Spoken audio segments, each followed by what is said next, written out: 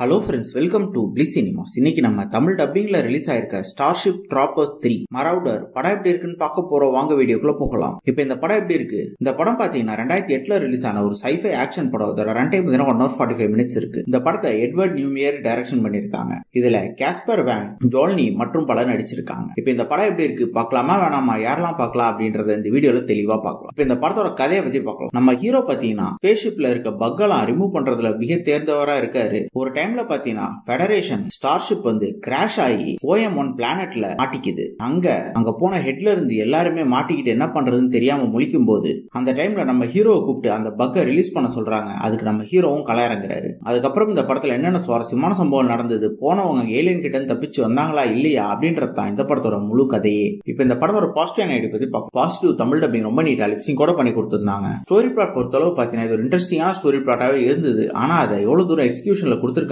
அப்படின்றது மிகப்பெரிய கேள்விக்குறிதான். பெர்ஃபார்மன்ஸ் பார்க்கும்போது எல்லாருமே ஒரு ஓகேவான பெர்ஃபார்மன்ஸ் தான் கொடுத்திருக்காங்க. யாருமே சூப்பரா பண்ணிருக்காங்கன்னு சொல்ல முடியல. கேரக்டர் ரைட்டிங்கும் அந்த அளவுலாம் பெருசா கிடையாது. படத்தை டெக்னிக்கல் ஆஸ்பெக்ட்ஸ்லயும் பாத்தீங்கன்னா ரொம்ப பெருசாலாம் இல்ல. சினிமோட்டோகிராஃபில ஓகேவா இருக்கு. சவுண்ட் எஃபெக்ட்ஸ் பிஜிஎம்லாம் பரவாயில்லாம இருக்கு. VFX எல்லாம் அப்பட்டமா VFX தெரியற அளவு தான் இருக்கு. அதே மாதிரி ஸ்கிரீன் பிளேஸ் பாத்தீங்கன்னா படம் ஸ்டார்டிங்ல இருந்து எண்ட் வரைக்குமே ரொம்பவே லேக் அடிக்குது. இந்த படமே ஒரு 1.25 மணி நேரம் தான். ஆனா அதுலயே நம்மள எங்கேஜ் பண்ண முடியல உங்களால. ஒரு ஆள பாத்தீங்கன்னா இந்த படம் ஒரு பிலாவரேஜான படம் தான். வேணும்னா ட்ரை பண்ணி பாருங்க. இன்னொரு வீடியோல சந்திக்கலாம். தேங்க்யூ.